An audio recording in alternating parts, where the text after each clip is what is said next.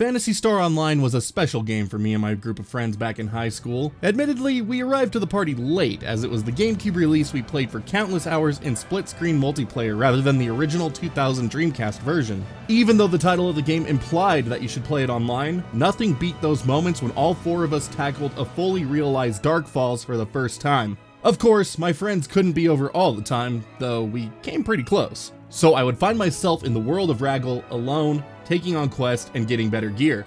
The grind for better gear was particularly thrilling for me, and the first time I got that rare drop was huge. Varista, baby! Unlocking higher difficulties was also a huge deal, as it meant we could finally level up just a bit quicker. Playing in offline mode back in the day robbed you in the XP department. I loved the way the game handled difficulty, with 4 options being available once you reached a high enough level. The last difficulty even changed the enemies that appeared in each area, making the played out levels feel fresh again. No other MMO style game since has been able to recreate the fun Phantasy Star Online gave me, and to this day I still log into the custom servers on PC to relive it. I did have a brief stint on the official PC servers before they were shut down. Dial-up internet. Fun times. It really was fun. I just had dial-up until 2008, so it still stings to talk about. Anyways, the Phantasy Star franchise saw a number of new additions in the years since PSO, but none were able to recreate the magic. Phantasy Star Universe on Xbox 360 got really boring to me, and despite trying to put in months with the online subscription, I just couldn't get anywhere with it.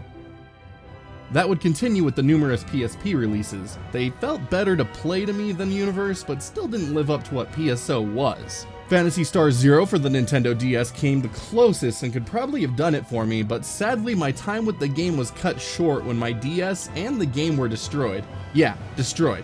Wish I had a picture to show you, the carnage of my poor DS.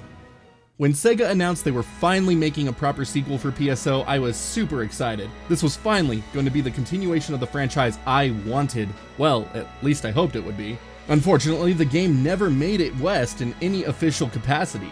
A fan translation pack eventually became available, but for whatever reason I could never get it to work on my PC, and I eventually gave up. I figured it wouldn't take long for the game to make it west, so I would just wait. Boy, was I wrong! The game originally launched in Japan back in July of 2012. This past weekend, in February 2020, North America finally got its first official taste of Phantasy Star Online 2. Nearly 8 years on from its original Japanese release. This taste came courtesy of the PSO2 closed beta test on Xbox One. It was back at E3 2019 during the Microsoft press conference that the game was finally announced to be coming west on Xbox and PC with cross-platform play supported. Yes, I cried during the reveal. I've been waiting a long time for this. The beta date was set and the preload was complete. The only thing left to do was wait. Waiting for something really sucks, as I'm sure you all know.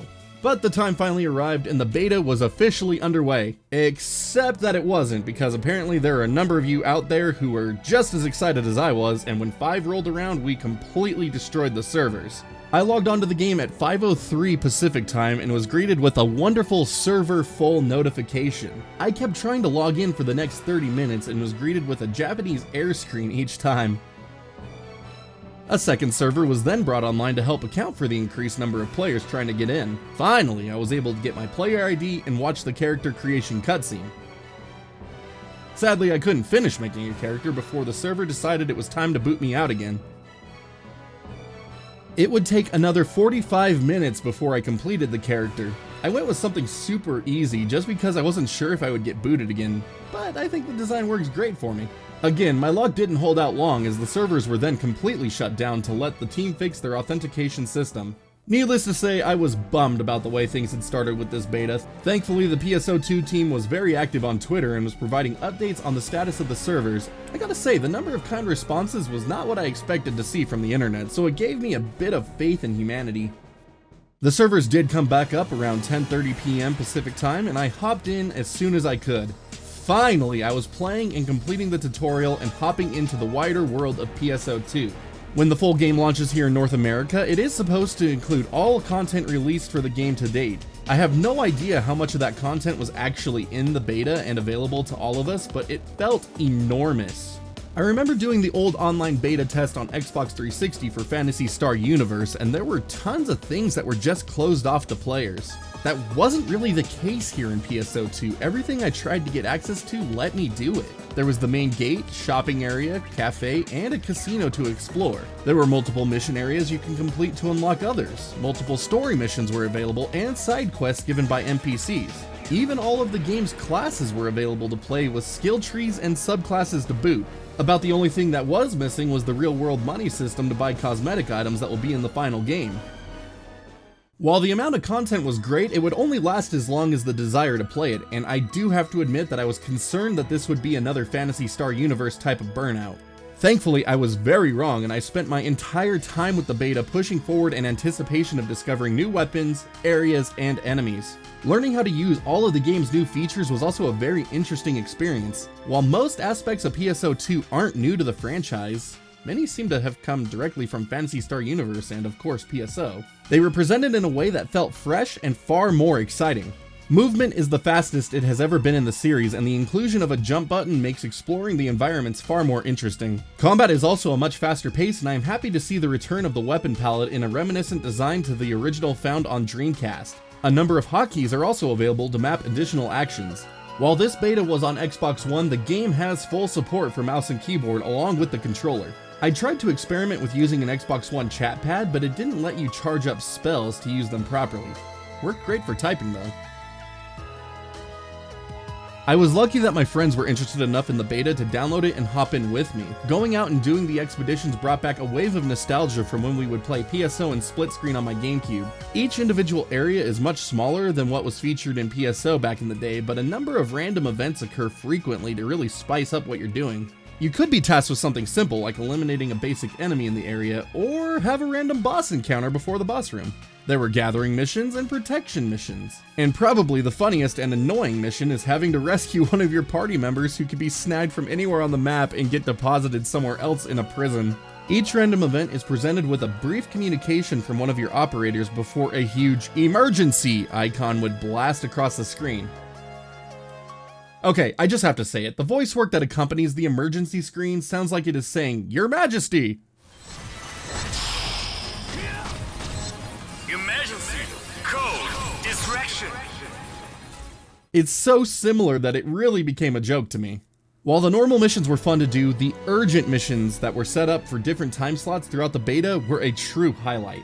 There were 4 different urgent missions given throughout the beta, with 3 being large boss fights and the last being more like a regular expedition, only with 12 people throughout the entire journey. Special rewards are being awarded to those who completed up to 5 of these events in the different time slots, so if you played the beta, I hope you did as many as you wanted to get the goods for the full launch. There was also a one-time special in-game concert performed on Saturday night that I didn't record sadly, but the experience was definitely interesting. It also showcased that maybe having a symbol chat isn't the smartest move. If it can be done, the internet will find a way to put a dick on it after all. The last 2 urgent missions available for the beta were very atmospheric and involved the big bad himself, Dark Falls. Every screen in the lobby areas changed from displaying the game/Sonic movie trailers to a massive red warning. The ceilings likewise went red, and the place looked like it was about to experience the end of the world. Now, it would if Dark Falls wasn't stopped, so it looked perfect. The accompanying PA blasts warning about the approach of Dark Falls were also sick, really adding to the atmosphere. These fights were so much fun and a personal highlight for me. They weren't exceptionally difficult, but then again, nothing in the beta was truly difficult. After hitting level 20, you do unlock the first higher difficulty level, which helps bring a bit more challenge to the game. I wasn't able to get access to the full range of difficulties during this short play period, but I am excited to see how they will change up the playstyle. Another benefit to upping the difficulty is that you will get far better loot when you finish off enemies and a better chance for rare items when defeating the bosses. I am happy at the number of rares I received during the beta, and if I recall correctly, this progress is supposed to carry on to the final game, so I can hopefully give each of them a shot soon enough. The Phantasy Star Online 2 closed beta test has of course drawn to a close, and I don't think I am alone in saying that it was an experience I will soon not forget. There is so much to this game that I didn't get to fully grasp and understand or experience. I can't wait to dig deeper into weapon enhancements and mag transformations. I want to form a guild and tackle the final game's raids. I am just ready to sink an obscene number of hours into this game, and this teaser filled a void I didn't know I had that is now again vacant. One last open beta is planned for sometime before the full North American release of Phantasy Star Online 2 this spring, and I hope that all of you will join me in the fun. Until then, I think I need to jump back into the original PSO. I have an itch that needs scratching.